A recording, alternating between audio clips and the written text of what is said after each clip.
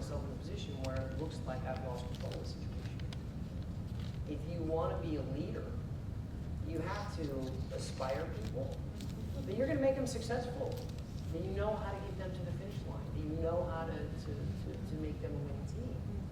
And they've got to have that confidence in you. So for me, throwing a temper tantrum is, you know, I mean, it's okay for my 22-month-year-old daughter. It's not so okay if you're trying to run a professional kitchen. The other thing about it is, you know, I worked for Thomas Keller for a long time. I spent a little bit of time in the kitchen at Gordon Ramsay, and they're very good friends now. That's who I run around with when I go to London. Completely different management styles. Gordon is very much like you see him on television. Thomas is who I model myself after, and he's not. And you really, I like to be in an environment where you can encourage people to be aware of what's going on. You can encourage people to want to be involved in what's going on. And if you're running a kitchen through fear and intimidation, then what you see is your staff just wants to put their head down and look busy. They may not actually be doing anything, but they're looking really busy. And they're afraid to look up because they're afraid that, you know, they're going to be next. And then what happens when the chef steps off the line? Well, then the kitchen falls apart and nobody knows what they're doing. And you know, Gordon has a great staff and they execute at an incredibly high level. There's a different dynamic with the people that you're with in the two kitchens. And for me, I work more than less. You know, an 80-hour week was pretty common. It wasn't really sort of until past 100 hours that you kind of looked at it like you're working a lot that week. And if you can't get inspired by the people you're with, well, then you got a problem. Yeah. Because that's all you're seeing. You want to be able to interact with the people you're with. You want to be able to get inspiration from them. And you want to be able to get the most out of them. And you want them to be able to contribute. So. Well, and I think that has to spill over into the experience for the diners, you know, into the food. I mean, and you're kind of transferring all of that into what people are, you know, experiencing in the restaurant, taking into their bodies. You know, when it's this whole kind of calm and attentive environment, it's going to be uplifting for everybody. So I think it's now 7:30. I think we have time for a few quick questions, if anyone has questions. Yes. Please. I'm not sure if I could gracefully get down a couple of stairs and hand it to you.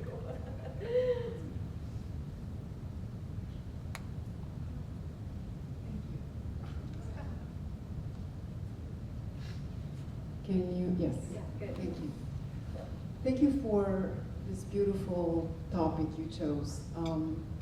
I think, and I see in you that grace comes with the knowing your self-worth and having the generosity to share it with the people that you are around. And I would like to ask each of you, if you can share it with us, when did you realize you are graceful? And what did that bring to you? How did that raise the bar for you in your everyday life in whom you were? Sorry, my name is Daniela Kemrat and I'm an entrepreneur and journalist. Thank you. Super. Okay, I'll go first. You know, I'm not sure if I am. I don't think I wrote this book. In fact, I know I didn't write this book thinking, oh, I know all this stuff about grace. I can't wait to share, you know, my wisdom with everybody. I wrote the book because I was curious about it and wanted to know more about it. I wanted to know more about all the people I saw who possessed it. And as I delved more and more into the research, I mean, I was learning every day. And this book was a pleasure to write from the start to the finish. It was just pure pleasure. I mean, if you want to tap tackle a subject to inspire you and make you happy, write about grace. It's just lovely in every way. I met so many inspiring people and read so many fascinating philosophies and narratives and histories and so forth. So I would say that's my take on it, is that I wrote it because I wanted some of that. Dana has grace, though, as do all of them, but I know Dana the most, having watched him for 20 years. That's very kind. I think the first time that I realized I could move in a different sort of way was when I was 8 years old and I was taking martial arts classes, and I went to my first tournament. And it was such a fascinating revelation to sit there and watch each sort of child after child after child do these forms or these katas, which they were called. And so you sit there for a whole day and you wait for your 2 minutes to get up there in front of the judges. And that, I think, was the first time I thought, oh, I think I can move. Surprised by grace at my frame. I've spent a lifetime as a television producer, writer, behind the camera, behind the scenes, my preferred spot behind.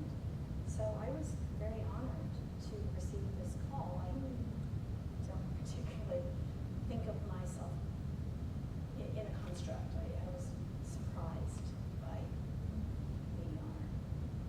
Everybody who knows Mary knows that she's graceful. That's the scuttlebutt. I have to, break it to you.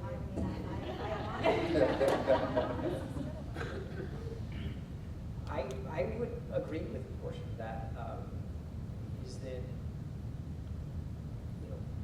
ballet in that part of your all's world is not as much a part of mine, and I wouldn't necessarily have articulated it as thinking of myself as graceful.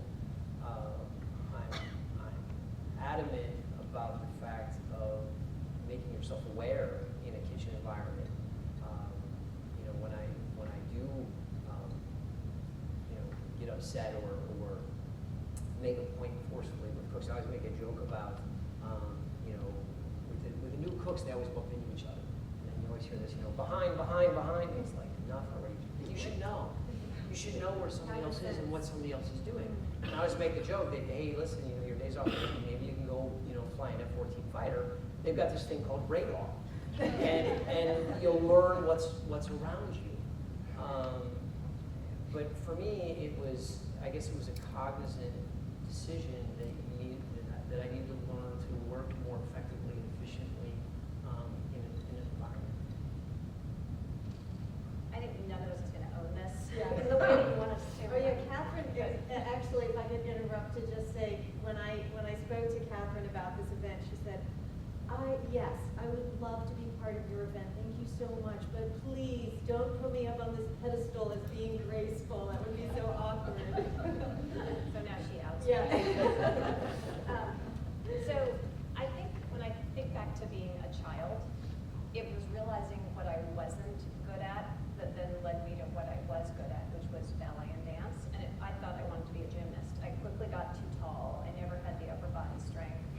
I remember the gymnastic coaches saying that if I really insisted on competing, it would have to be on the balance beam only, where the hardest thing I had to do was like lift my leg up in the air and do a forward roll. So I was so disappointed, but that pushed me into the part of it which I could do, which was the ballet and then later modern dance.